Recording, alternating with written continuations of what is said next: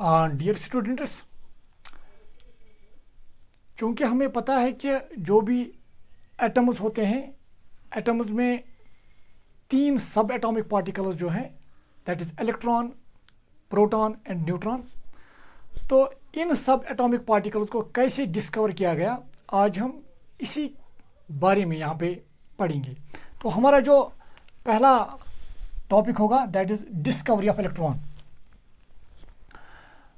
In fact ये देखा गया था कि बहुत सारे सबस्टेंसेस, फॉर एग्जांपल अगर गिलास रॉड और सिलिक को आपस में रब करते थे तो वहाँ पे इलेक्ट्रिसिटी पैदा हो रही थी, वहाँ पे चार्जेस पैदा हो रही थी। तो गिलास रॉड और सिलिक को रब करने से पहले चार्जेस नहीं थी, रब करने पर चार्जेस पैदा हो रही थी। तो इसका मतलब ये चार्जेस इसी मटेरियल में मौजूद हैं। तो इससे ये आइडिया मिल रहा था कि जो मैटर हैं, जो मटेरियल हैं, इसमें चार्जड पार्टिकल्स हैं। तो इन्हीं चार्जड पार्टिकल्स की को डिस्कवर करने के लिए बहुत सारे साइंटिस्ट्स ने एक्सपेरिमेंट किए और उन एक्सपेरिमेंट्स में उन्होंने देखा कि बेशक ये जो मटेरियल है इसमें चार्जड पार्टिकल्स, जो मैटर हैं, ये चार्जड पार्टिकल्स का बना है। तो जो वहाँ पे एक्सपेरिमेंट हुए, उन एक्सपेरिमेंट्स में एक एक्सपेरिमेंट इस तरह से था कि एक गिलास ट्यूब लिया गया और मैं फिर ये कहने जा रहा हूँ कि इन एक्सपेरिमेंट्स को इसलिए किया गया ताकि हमें ये पता चल जाए कि बेशक जो मैटर हैं इसमें किस किस्म के चार्जड पार्टिकल्स हैं। तो एक गिलास ट्यूब लिया गया और इस गिलास ट्यूब में फिट किए गए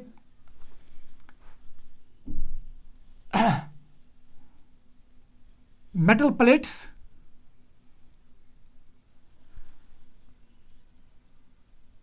जिनको हम इलेक्ट्रोड्स कहते हैं, या वो प्लेट्स जिनके थ्रू इलेक्ट्रिसिटी हम इसमें पास कर सकते हैं। जो ये ट्यूब है इसमें इलेक्ट्रिसिटी पास कर सकेंगे। तो ये जो मेटल ट्यूब्स हैं, ये जो मेटल प्लेट्स हैं, इनको हम इलेक्ट्रोड्स का नाम देते हैं, they are called electrodes.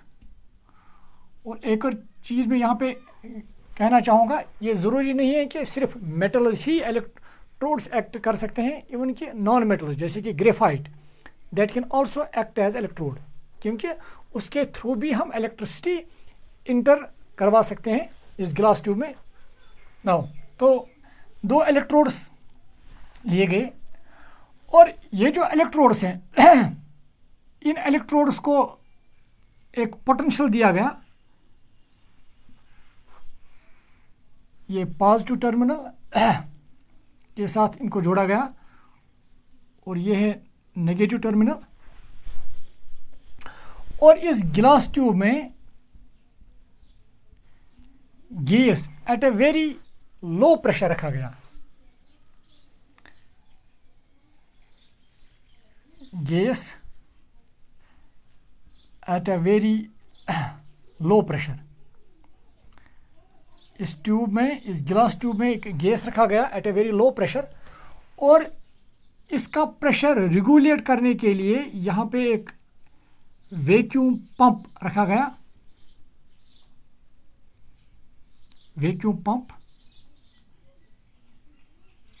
Vacuum pump से हम रेगुलेट कर रहे थे the pressure of the gas.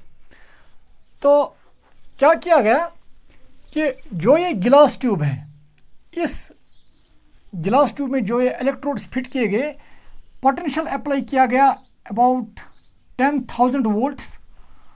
तो यही देखा गया कि जो ये, यहाँ पे मैं पहले कहना चाहूँगा, जो ये इलेक्ट्रोड नेगेटिव टर्मिनल के साथ अटैच है, इट इज़ कॉल्ड कैथोड, और जो पॉजिटिव टर्मिनल के साथ अटैच है इट इज़ कॉल्ड एनोड।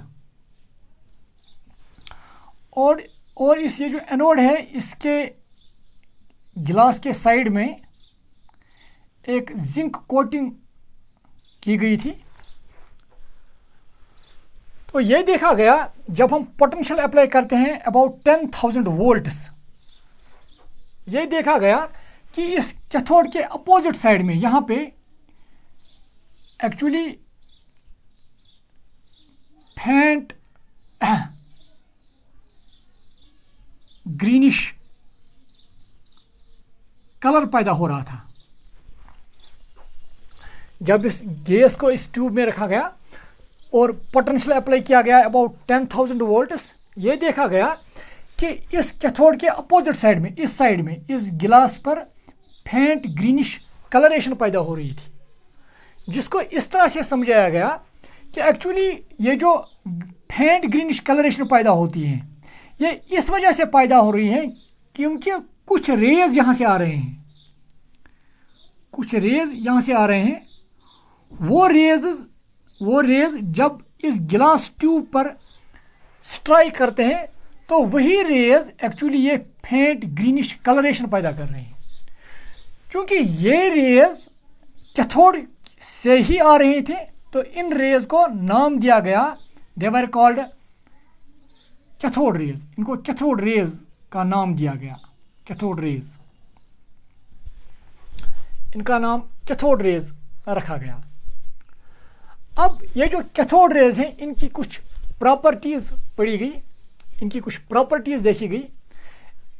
कुछ प्रॉपर्टीज की मैं यहाँ पे बात करूँगा और इसमें कुछ इंपॉर्टेंट पॉइंट जो हैं जो आप यहाँ पे नोट करेंगे।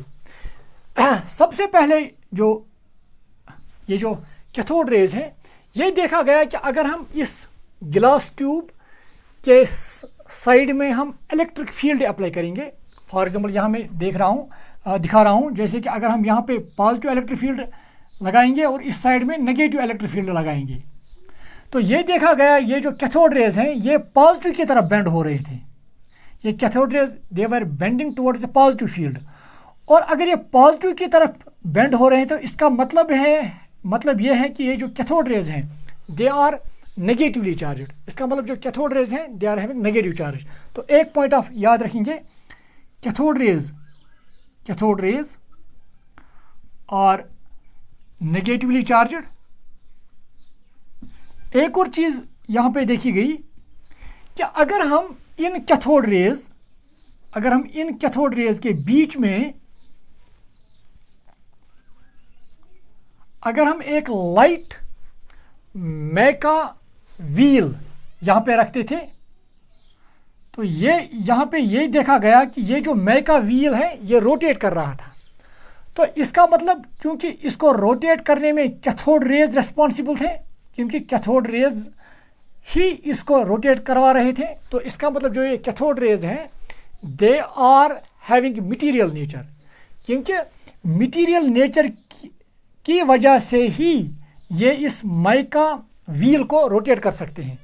तो माइका व्हील का रोटेट करना ये साबित कर देता है यहाँ पे कि जो कैथोड रेज हैं they are made up of material particle, या हम कहेंगे कि they have a material nature. क्योंकि रोटेट करने के लिए कैथोड रेज के पास मोमेंटम होना चाहिए। अगर हम मोमेंटम देखेंगे, momentum means mass into velocity. तो वेलोसिटी, तो एक तो इनके पास वेलोसिटी होना चाहिए और दूसरा मास। अगर मास होगा तो इसका मतलब ही है कि ये फिर मटेरियल पार्टिकल्स के बने हैं। तो एक और पॉइंट ऑफ याद रखेंगे, cathode rays are made up of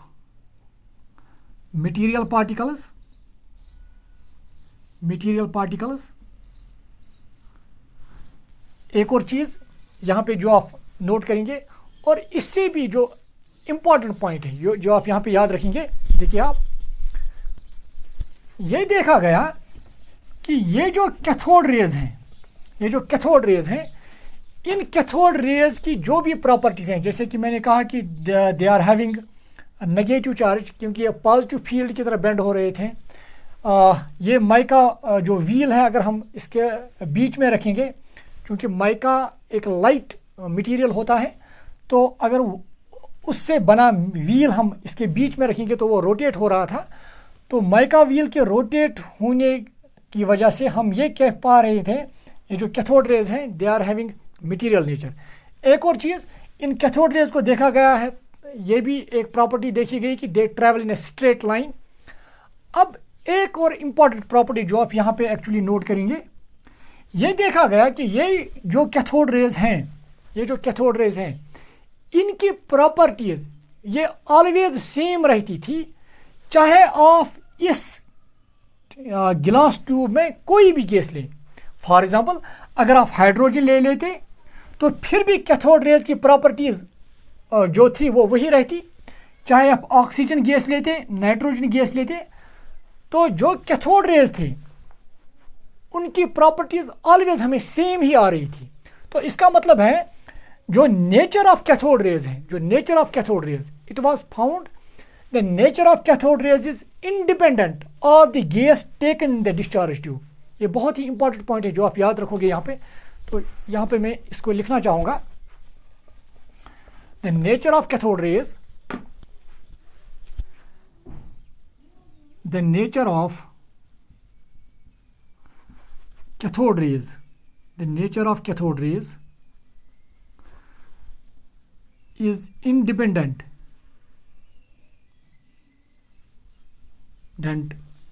of the gas taken in discharge tube। आप कौन सा गैस इस डिस्चार्ज ट्यूब में लेंगे, जो कैथोड रेज का नेचर था वो उस पर डिपेंड नहीं करता था।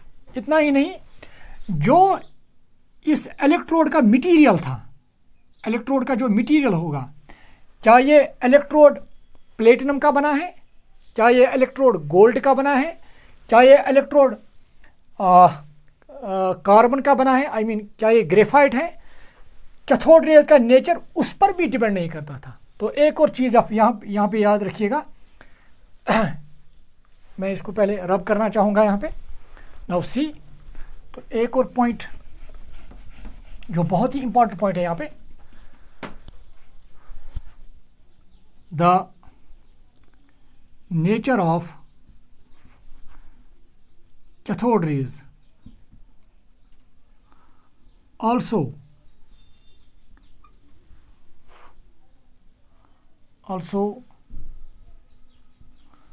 do not depend on nature of the electrode used। जो कैथोड रेज यहाँ पे हमें मिल रहे थे, उन कैथोड रेज का नेचर वो मटेरियल ऑफ द इलेक्ट्रोड पर भी डिपेंड नहीं करता था। ये दो इंपॉर्टेंट पॉइंट्स हैं जो आप याद रखेंगे। नाउ एक और चीज़ यहाँ पे मैं कहना चाहूँगा, जनरली जो ये कैथोड रेज हैं, इन कैथोड रेज को ये देखा गया है कि इन कैथोड रेज का E/m चार्ज बाय मास ये निकाला गया और इनकी चार्ज देखी गई, जिसकी वजह से हम उन पार्टिकल्स का मास निकालते थे जिन पार्टिकल से ये कैथोड रेज बने हुए हैं। फॉर एग्जांपल जो मैं यहाँ पे दिखाऊंगा, देखिए, तो ये वाला पॉइंट मैं अब रब करने जा रहा हूँ। यहाँ पे आप एक पॉइंट यहाँ पे लिखेंगे कि जो भी यहाँ पे ऑब्जर्वेशंस देखी गई इस कैथोड रेज के बारे में, इससे ये अखज़ किया गया है, ये जो कैथोड रेज हैं ये बने हैं मटेरियल पार्टिकल्स के which are having negative charge, और वो मटेरियल पार्टिकल्स हैं उनकी नेगेटिव चार्ज हैं और उनको ही नाम दिया गया है इलेक्ट्रॉन्स। तो यहाँ पे मैं लिखना चाहूँगा, द कैथोड रेज, ये जो कैथोड रेज जिनकी प्रॉपर्टीज हमने पढ़ी यहाँ पे, the cathode rays are made up of material particles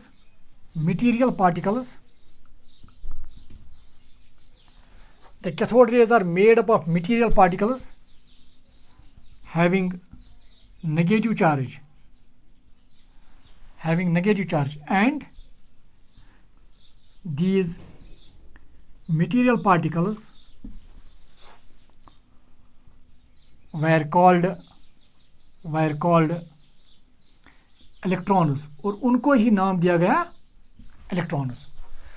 तो अब अगर हम इलेक्ट्रॉन को डिफाइन करेंगे, इलेक्ट्रॉन क्या है एक्चुअली, जो भी कैथोड रेज हैं, कैथोड रेज मटेरियल पार्टिकल्स के बने होते हैं और उन्हीं मटेरियल पार्टिकल्स को ही हम इलेक्ट्रॉन्स का नाम देते हैं.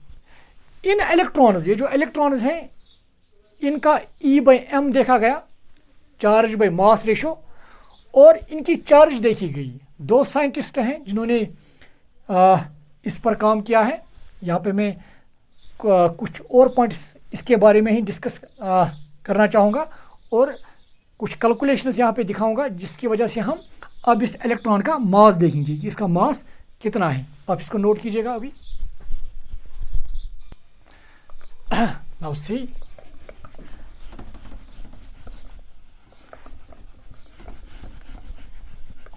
अब हमें ये पता है कि जो कैथोड रेज हैं ये बने हैं इलेक्ट्रॉन्स के, और इन इलेक्ट्रॉन्स का E/m देखा गया by a scientist called J.J. Thompson.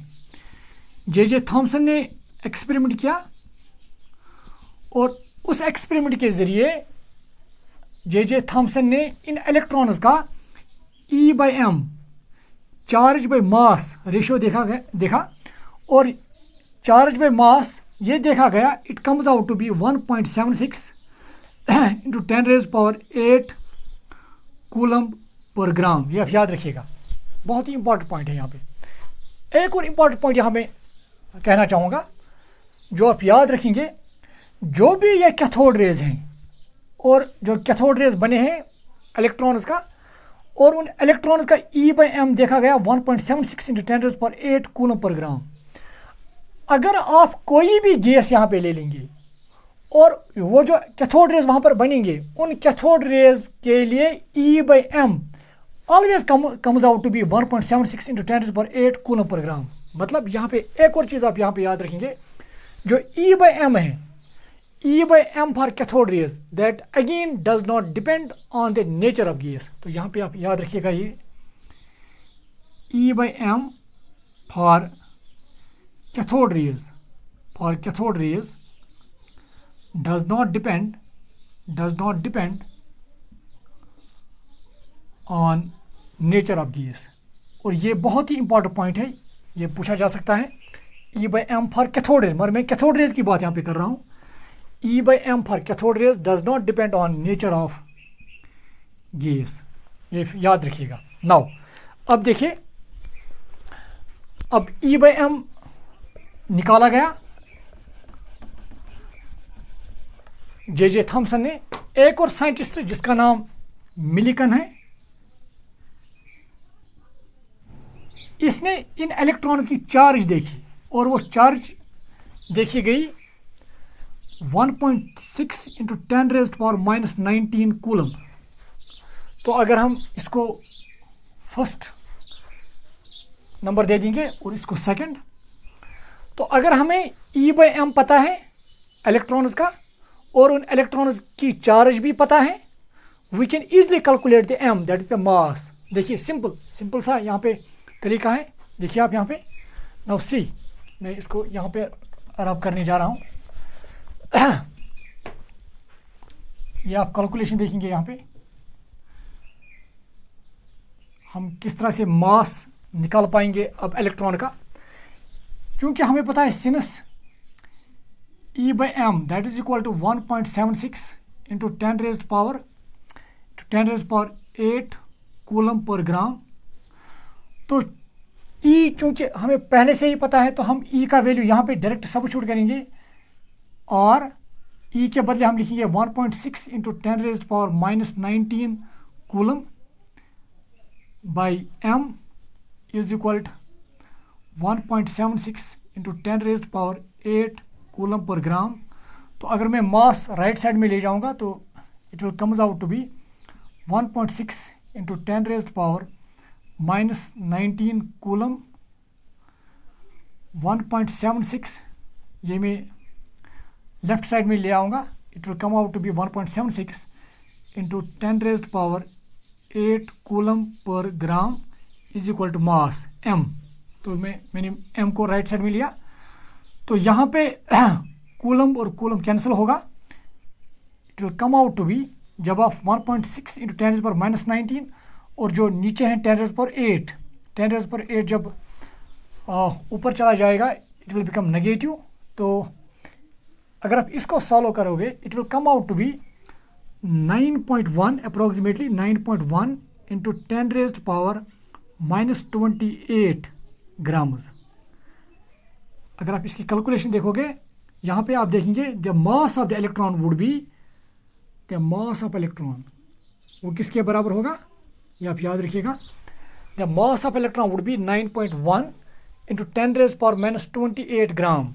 तो अगर आप केजीज में देखोगे तो ग्राम्स को केजीज में चेंज करने के लिए आपको फिर इसे मल्टीप्लाई करना पड़ेगा विथ 10⁻³ तो हम इस तरह से भी लिख सकते हैं, और m is equal to 9.1 into 10⁻28 into 10⁻³ मगर kg में यहाँ पे लिख रहा हूँ, which comes out to be m would be equal to 9.1 into 10⁻31 kg।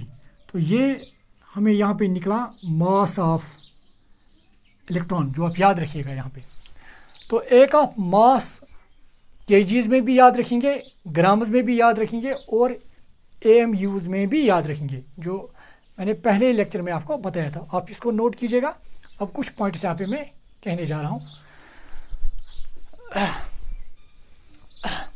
Now see, अब कुछ पॉइंट जो आप यहाँ पे याद रखिएगा, कुछ इंपॉर्टेंट पॉइंट्स में यहाँ पे कहने जा रहा हूँ। नंबर 1,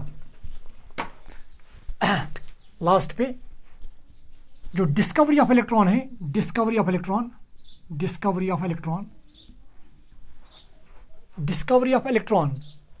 अगर हम कहेंगे कि इलेक्ट्रॉन को किसने डिस्कवर किया, दैट इज J.J. थॉमसन। ये J.J. थॉमसन के खाते में जाता है। J.J. थॉमसन, बहुत सारे साइंटिस्ट ने काम किया है, मगर जो क्रेडिट जाता है for the discovery of electron that goes to J.J. Thomson. Second point जो आप याद रखेंगे, क्योंकि मास ऑफ इलेक्ट्रॉन मैंने अभी कहा कि दैट इज 9.1 इंटू 10⁻31 kg। अगर आप मास ऑफ हाइड्रोजन एटम और मास ऑफ इलेक्ट्रॉन को कंपेयर करेंगे, मास ऑफ इलेक्ट्रॉन, ये देखा गया मास ऑफ वन हाइड्रोजन एटम, वो किसके बराबर होता है, 1837।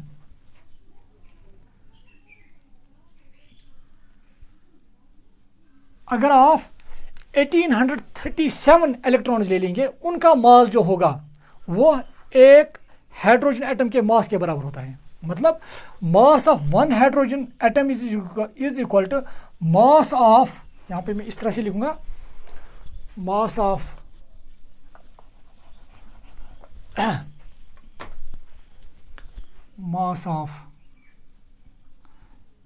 1837 इलेक्ट्रॉन्स। मतलब जितना मास 1837 इलेक्ट्रॉन्स का होगा वो अकेले में एक हाइड्रोजन एटम का मास होगा। तो अगर मैं इस तरह से आप लिखूंगा, अगर मास ऑफ वन इलेक्ट्रॉन यहाँ पे निकालेंगे, देयर आर, इस तरह से भी लिखेंगे, और मास ऑफ वन इलेक्ट्रॉन, अगर मैं वन इलेक्ट्रॉन की बात करूँगा, so mass of one electron would be equal to 1 by 1837th mass of one hydrogen atom. मतलब अगर आप एक हाइड्रोजन एटम जो है उसके 1837 पार्ट्स करोगे, जो वहाँ पे एक पार्ट होगा उसका मास और एक इलेक्ट्रॉन का मास सेम होगा। ये वाला पॉइंट मैंने इस रिलेशन से निकाला है। So mass of 1837 electron is equal to mass of hydrogen atom, तो मास ऑफ वन इलेक्ट्रॉन किसके बराबर होगा? That would be 1/1837 mass of one hydrogen atom. Now अब एक और चीज़ जो बहुत ही इंपॉर्टेंट है यहाँ पे, जो आप यहाँ पे देखेंगे, origin of this cathode rays. ये कैथोड रेज एक्चुअली बनते कैसे हैं? ऑरिजिन ऑफ कैथोड रेज,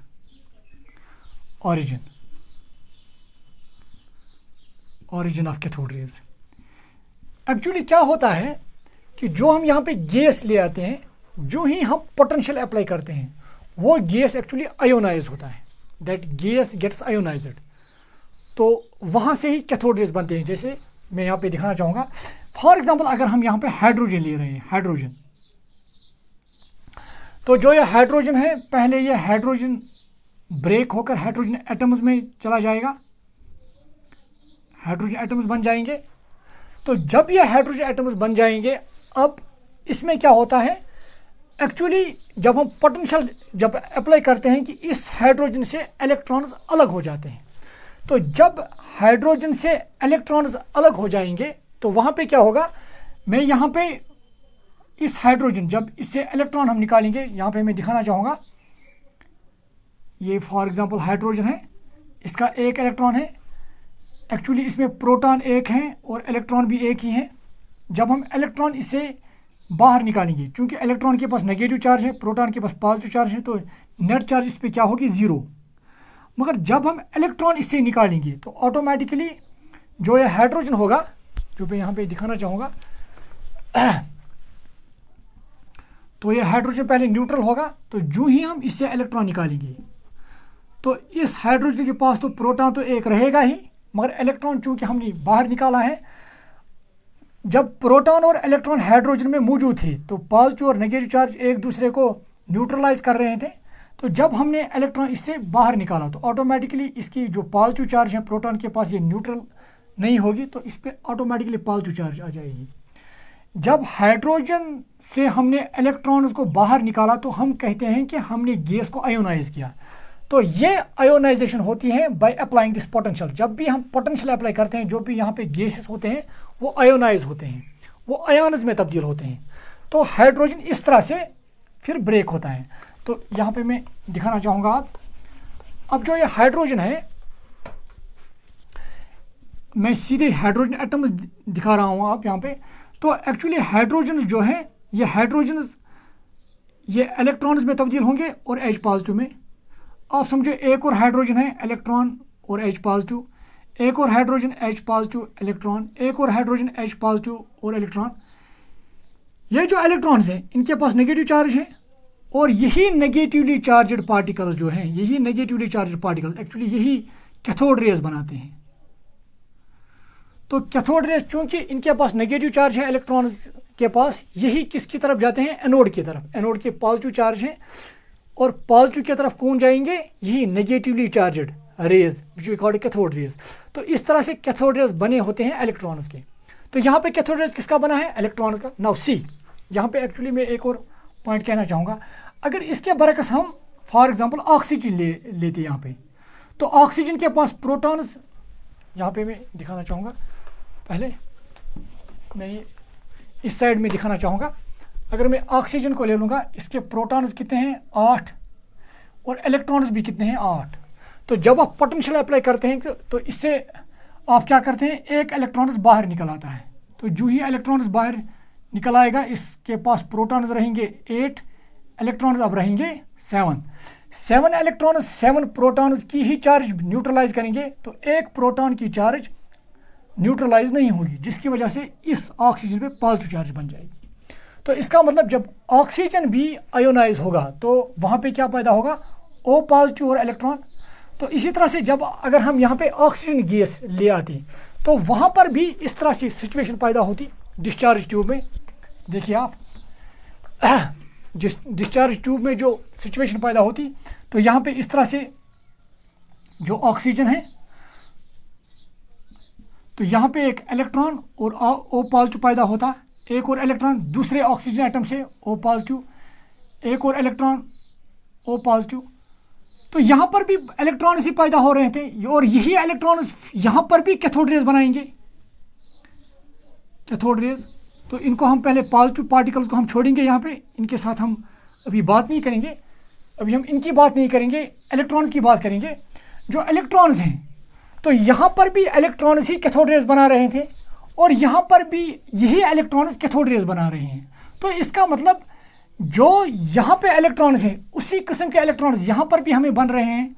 तो इसका मतलब जो यहाँ पे कैथोड रेज बनेगी और यहाँ पे कैथोड रेज बनेगी डिफरेंट गैसेस में, वो हर वक्त सेम ही होगी। इसका अगर आप कोई डिफरेंट गैस ले लोगे तो वहाँ पर भी जो कैथोड रेज हैं वो भी इलेक्ट्रॉन्स की ही बनी होगी। तो हर किसी गैस में जो कैथोड रेज होगी वो सेम होगी। तो यही वजह है जो nature of the cathode raise, जो कैथोड रेज का नेचर था वो गैस के नेचर पर डिपेंड नहीं कर रहा था। तो ये एक इम्पॉर्टेंट पॉइंट है जो आप यहाँ पे याद रखेंगे।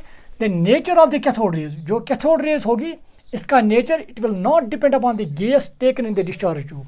आप कौन सा भी गैस लेंगे ऑलवेज कैथोड रेज बनी होगी इलेक्ट्रॉन्स की, और इलेक्ट्रॉन्स हर किसी एटम में सेम है। तो ऑटोमेटिकली जो कैथोड रेज होगी वो ऑलवेज हमें यहाँ पे सेम ही मिल जाएगी। एक और इम्पॉर्टेंट पॉइंट, तो इसके साथ ही हम इसको यहाँ पे एंड करेंगे। जो भी ये डिस्चार्ज ट्यूब है, डिस्चार्ज ट्यूब, और डिस्चार्ज ट्यूब में हमने क्या लिया है, गैस। अब हम गैस को at a very low pressure क्यों लेते हैं, क्योंकि जब हम लो प्रेशर पे ये गैस ले लेंगे तभी हम पोटेंशियल से इस गैस को आयोनाइज कर पाएंगे, अदरवाइज इस गैस का आयोनाइज करना बहुत ही मुश्किल होगा। तो यही वजह है कि हम जो यहाँ पे गैस लेते हैं that is taken at a very very low pressure. Now एक और इम्पॉर्टेंट पॉइंट, जनरली ये जो गैसेस होते हैं गैसेस में इलेक्ट्रिसिटी पास नहीं होती है। जैसे कि हम देखते हैं जो कि एयर हैं, एयर में इजीली इलेक्ट्रिसिटी पास नहीं होती है। अगर हम इलेक्ट्रिसिटी पास करें इस गैस में से भी तो उस वक्त इसको बोलते हैं इलेक्ट्रिक डिस्चार्ज, मतलब passage of electricity through gases. Normally क्या होता है, गैसेस के थ्रू इलेक्ट्रिसिटी पास नहीं होती है, but if we pass electricity through gases, I mean the passage of electricity through gases, the passage of electricity through gases, that is called electric discharge। उसी को हम इलेक्ट्रिक डिस्चार्ज कहते हैं। और जिस ट्यूब में हम ये इलेक्ट्रिक डिस्चार्ज करते हैं that tube is called discharge tube. तो यही वजह है कि इसको हम डिस्चार्ज ट्यूब क्यों कहते हैं। यहाँ पे इस गिलास ट्यूब को हम डिस्चार्ज ट्यूब कहते हैं, क्योंकि यहाँ पे जो गैसेस होते हैं हम इन गैसेस में से इलेक्ट्रिसिटी पैदा करते हैं बाय आयोनाइजिंग दिस गैस, क्योंकि हम इस गैस को आयोनाइज करते हैं। So this was about discovery of electron. तो यहाँ पे कुछ इंपॉर्टेंट पॉइंट्स जो हमने यहाँ पे डिस्कस किए हैं ये आप याद रखिएगा। Thank you dear students.